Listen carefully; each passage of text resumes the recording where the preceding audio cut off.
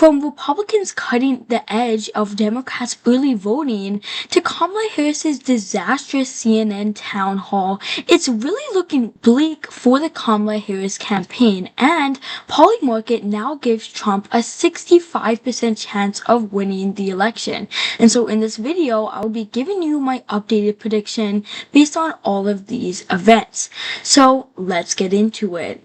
We're going to start off with early voting numbers in Arizona. Now, Arizona was a state that Biden won by a very small margin in 2020. He only won the state by 0.3%. And in 2020, Democrats led the mail-in ballot request, but when it came to actually turning in the ballots, Republicans held a slight 3% advantage. But if you look at the early voting this time around, Republicans have an 8-point advantage in early voting. Not only is this a 5% advantage, but this is also super good news for Donald Trump's campaign, as he's also ahead in the polling average in Arizona. And Arizona actually underestimated Trump in the 2020 election and in the 2016 election. So the Arizona early voting is looking definitely good for Republicans right now. I do believe that Trump will probably win this by a tilt margin, maybe like 1 to 2 points, because of these really good early numbers for him. The next state that we're going to look at is the state of Nevada.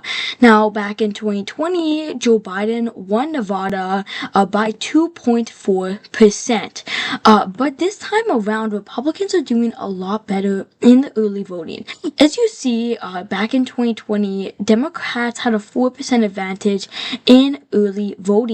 But if you look at the 2024 early voting, Republicans have a 6% advantage in the early voting and mail-in ballots. And so this is not looking good for Democrats. There's also a very contentious Senate race in this, and this is not looking good. And for right now, I could even see this going in the lean margin for Republicans if these numbers keep on holding up.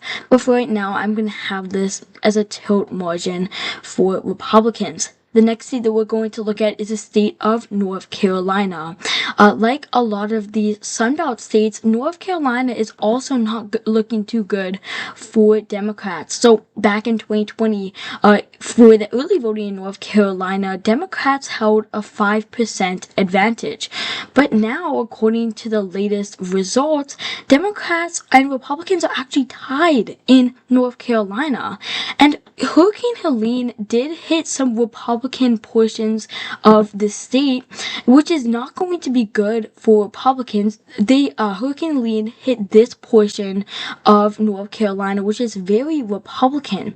But even with that, Republicans are still tied in the early voting in the state.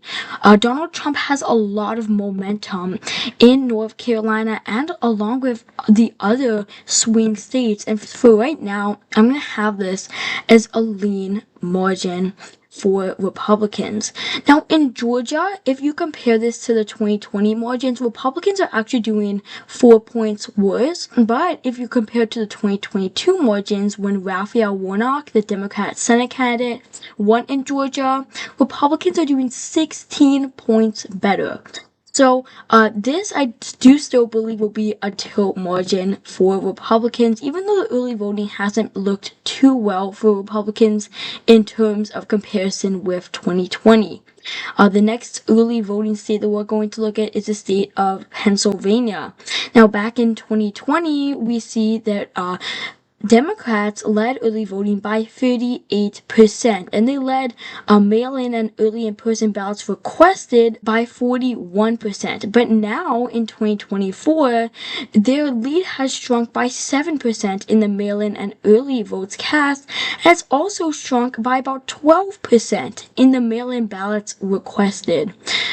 So you really can see that in these really competitive states like Nevada, Arizona, North Carolina, and Pennsylvania, Democrats are not doing well. Pennsylvania was a very, very close state in the 2020 election.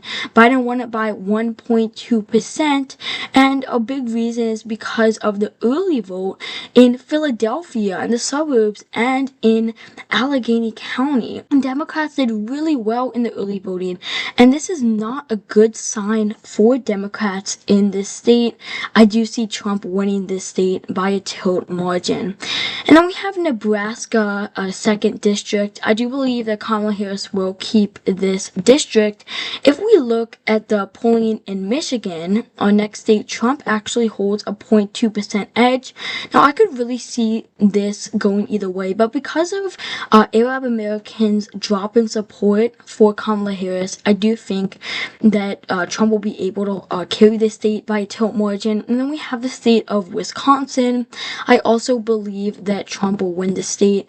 Biden only won Wisconsin by 20,000 votes, and a big reason of that was because of the Milwaukee suburbs. Now, the Milwaukee suburbs, unlike a lot of the rest of the country suburbs, they've actually stayed Republican. Like Waukesha County in Wisconsin voted 20 points for Trump, but still, Biden was able to carry out a victory in the state. I don't believe that Harris is going to have the momentum, and especially with the white working class families in Wisconsin, I do believe that Trump will have the edge in the state. So this is my updated prediction as of right now. Donald Trump will get 312 electoral votes compared to Kamala Harris's 226. I hope you guys enjoyed this video. If you did, make sure to smash the like button down below and subscribe. Comment your thoughts or suggestions in the comment section down below. Shout out to Diana Barbie, our first channel member. If you would like to become a member, you can join near my channel logo. And as always, thank you guys so much for watching, and I'll see you guys in the next one.